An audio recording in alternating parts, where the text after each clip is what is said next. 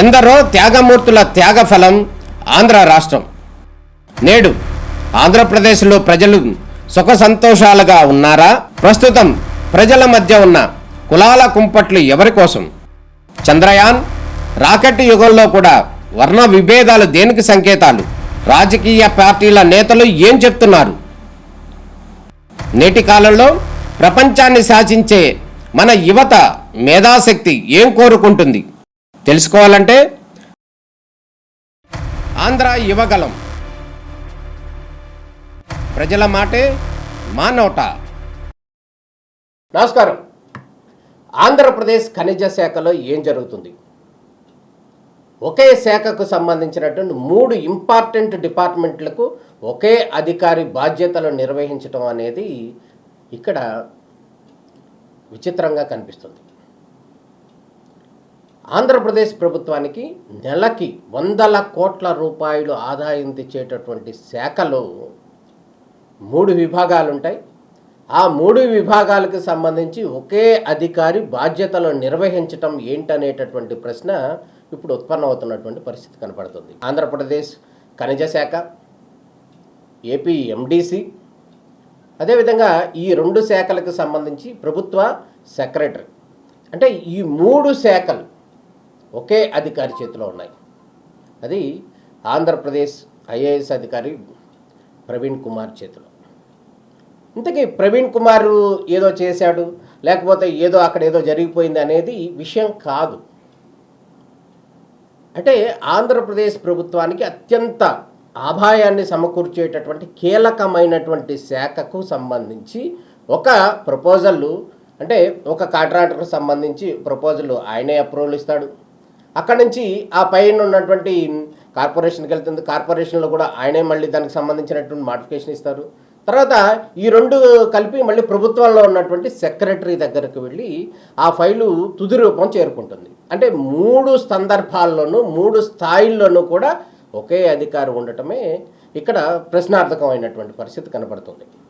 ఇక్కడ ప్రత్యేకంగా కనుక గమనించినట్లయితే ఆంధ్రప్రదేశ్ ఖనిజ సంస్థ ఏదైతే ఉందో, ఖనిజ శాఖ ఏదైతే ఉందో, ఆ శాఖ చాలా కీలకమైనది. అదే కాకుండా ఎంతో ప్రతిష్టాత్మకమైనది అని కూడా చెప్పుకోవచ్చు. అంతే ప్రమాదం కూడా ఆ శాఖ అని కూడా చెప్పుకోవచ్చు. ఎందుకంటే గతంలో శ్రీలక్ష్మి గారు ఐఏఎస్ అధికారిని చేసిన బాధ్యతలు నిర్వహించిన సందర్భంలో ఆమె మీద వచ్చినటువంటి ఆరోపణల నేపథ్యంలో క్యాప్టివ్ మైనింగ్ అనేటటువంటి ఒక చిన్న పదం ఆమెని చాలా కాలం జైల్లో పెట్టాల్సినటువంటి పరిస్థితి తీసుకొచ్చింది. ఆ తర్వాత ఆమె బాధ్యతలు నిర్వహిస్తున్నారు, అది వేరే విషయం. అదే గత ప్రభుత్వంలో వెంకటరెడ్డి, ఎవరైతే మైన్స్కి డైరెక్టర్గా ఉన్నారో వెంకటరెడ్డి, ఆ వెంకటరెడ్డి కూడా అనేకమైనటువంటి కేసులతో ప్రస్తుతం ఇంకా తిరుగుతూ ఉన్న పరిస్థితి కనబడుతుంది. అక్కడ జరిగినటువంటి అవకతవకల నేపథ్యంలో ఇప్పుడు ఈ ఉదంతం అంతా ఎందుకు చెప్పాల్సి వస్తుందంటే, గతంలో కనుక మనం గమనించినట్లయితే ఏపీ ఎండిసి కార్పొరేషను, అదేవిధంగా గనుల శాఖ, అదేవిధంగా దీనికి సంబంధించినటువంటి మైన్స్ సెక్రటరీ, ఈ 3 విభాగాలకి సంబంధించినటువంటి 3 అధికారులు వేరువేరుగా ఉండేవాళ్ళు. వీరు అధికారుల్లో ఉన్నప్పుడు గతంలో వారు వేరువేరుగా ఉన్న సందర్భంలోనే వాళ్ళు చేసినటువంటి అవకతవకలు, కోకలలు, దానికి సంబంధించినటువంటి కోట్లాది కుంభకోణం జరిగింది అనేది ప్రధానంగా ఆరోపణ. దానికి సంబంధించినటువంటి విషయంలోనే కేసులు ఇంకా జరుగుతున్నటువంటి పరిస్థితి కనపడుతుంది. ఇటువంటి ఇంపార్టెంట్ శాఖలు 3 అధికారులు ఉన్న సందర్భాల్లోనే అనేక అవకతవకలు జరిగాయి. మరి ప్రస్తుతం ఈ 3 శాఖలు కూడా ఒకే అధికారి చేతిలో ఉన్నాయి. మరి ఈ సందర్భాల్లో ఆరోపణలు వచ్చే అవకాశం లేదా? ఏమైనా అవకతవకలు జరిగేటటువంటి అవకాశం లేదా అనేటటువంటి ప్రశ్నలు ఉత్పన్నం అవుతున్నటువంటి పరిస్థితి కనపడుతుంది. ఎప్పుడూ కూడా గతంలో కనుక మనం గమనించినట్లయితే ఎప్పుడూ కూడా ఏ డిపార్ట్మెంట్కి సంబంధించి కూడా 3 శాఖాధిపతులు కనుక గమనించినట్లయితే ఎవరైతే ఉన్నారో సంబంధిత శాఖకు సంబంధించినట్టు హెచ్ఓడిస్ ఎవరైతే ఉన్నారో వాళ్ళందరూ కూడా వేరుగా ఉంటారు. సపోజ్ హెల్త్కి సంబంధించి కావచ్చు, ఎడ్యుకేషన్కి సంబంధించి కావచ్చు, లేకపోతే అగ్రికల్చర్కి సంబంధించి కావచ్చు. అలాగా అన్ని డిపార్ట్మెంట్కి సంబంధించినటువంటి బాస్ ఒకరు ఉంటారు సెక్రటరీలు. అదేవిధంగా కింద హెచ్ఓడి స్థాయిలో అయితే ఎవరైతే ఉన్నారో ఆ శాఖలకు సంబంధించి 1, 2, 3 కూడా ఉన్న సందర్భాలు ఉన్నాయి. ఇది సహజం. కానీ ప్రస్తుతం మైన్స్ శాఖకు సంబంధించినటువంటి అంశంలో మనం గనక గమనించినట్టయితే గతంలో ఎన్నో ఆరోపణలు వచ్చినాయి. అధికారులు కూడా జైలుకు వెళ్ళినటువంటి కీలకమైనటువంటి శాఖలో 3 విభాగాలు ఉన్నాయి. ఏవైతే ఉన్నాయో ఆ 3కి సంబంధించి ఒకే అధికారి బాధ్యతలను నిర్వహించడం అనేది పెద్ద ప్రశ్నగా కనిపిస్తున్న పరిస్థితి కనపడుతుంది.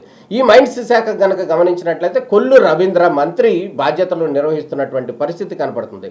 గతంలో గనక మనం గమనించినట్లయితే అనేక సందర్భాల్లో కూడా చాలా చిన్న విషయాల్లో కూడా పెద్ద వారు కూడా జైలుకు వెళ్లాల్సినటువంటి పరిస్థితి కనపడింది. అయితే ప్రస్తుతం ఈ శాఖలో జరుగుతున్నటువంటి అంశాలకు సంబంధించి మంత్రి ప్రత్యేక దృష్టి పెట్టాల్సినటువంటి అవసరం ఉంది అనేది ప్రధానంగా వాళ్ళు చెప్తున్నటువంటి వర్షం. ఎందుకంటే మైన్స్ శాఖకు సంబంధించి గడిచిన కొంతకాలం నుంచి అంటే దాదాపు 4 నెలల పాటు ఎవరైతే ఈ కాంట్రాక్టర్స్ ఉంటారో ఈ ఖనిజాభివృద్ధి సంస్థకు కానీ సంబంధించినటువంటి కాంట్రాక్టర్స్ ఎవరైతే ఉన్నారో ఆ కాంట్రాక్టర్స్ అందరూ కూడా ఎవరైతే ఆ ఖనిజాలు తవ్వుకుని తీసుకుని వెళ్తారో వాళ్ళ దగ్గర నుంచి కూడా లీజులు వసూలు చేస్తారు. ఆ వసూలు చేసినటువంటి లీజులకు సంబంధించినటువంటి కొంత అమౌంట్ ఖనిజ శాఖకు సంబంధించి చెల్లిస్తూ ఉంటారు. ఖనిజాభివృద్ధి సంస్థకు సంబంధించి వాళ్ళు చెల్లిస్తూ ఉంటారు. అది ఆ చెల్లించాల్సినటువంటి డబ్బులు ఎంతైతే ఉన్నాయో అవి దాదాపు వారి అంచనాల ప్రకారమే 800 కోట్ల నుంచి 1000 కోట్ల వరకు రావాల్సి ఉంది.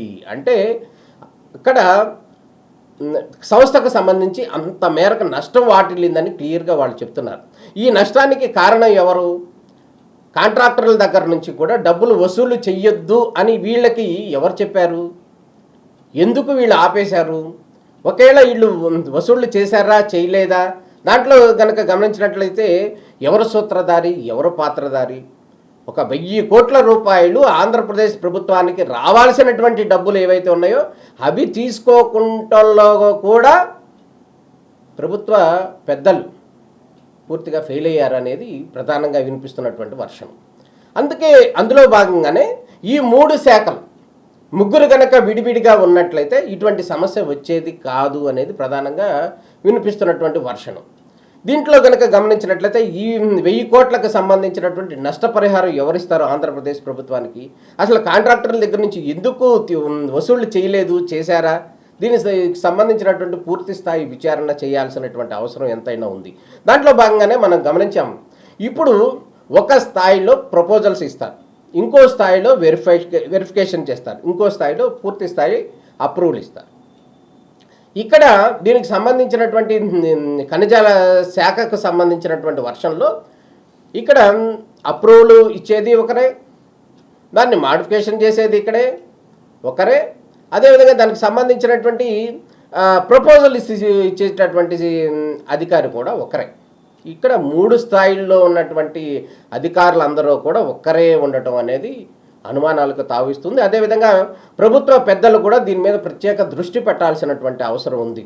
గత ప్రభుత్వంలో కానీ మనం చూసినట్లయితే ఈ మైనింగ్ శాఖలో అనేక అక్రమాలు జరిగాయి, దానికి సంబంధించినటువంటి కోట్ల కుంభకోణం జరిగింది, దానికి సంబంధించినటువంటి కేసులు ఇంకా జరుగుతున్న పరిస్థితి కనపడుతుంది. ఇంకా ప్రస్తుతం కనుక గమనించినట్లయితే అటువంటి పరిస్థితి రాబోయే రోజుల్లో రాకుండా ఉండాలి అనేటటువంటి అంశాన్ని దృష్టిలో పెట్టుకుని ఇక్కడ 3 శాఖలకు ఒకే అధికారిని నియమించడం అనేది సరైనది కాదు అనేది క్లియర్గా అర్థమవుతుంది. ఇదే అంశానికి సంబంధించి ప్రభుత్వ పెద్దలు కూడా దృష్టి పెట్టాల్సినటువంటి అవసరం ఎంతైనా ఉంది అనేటటువంటి విజ్ఞప్తి మాత్రమే మేము వారికి చేస్తున్నాము. దాన్ని గమనించాలి అనేది ప్రధానంగా విజ్ఞప్తి.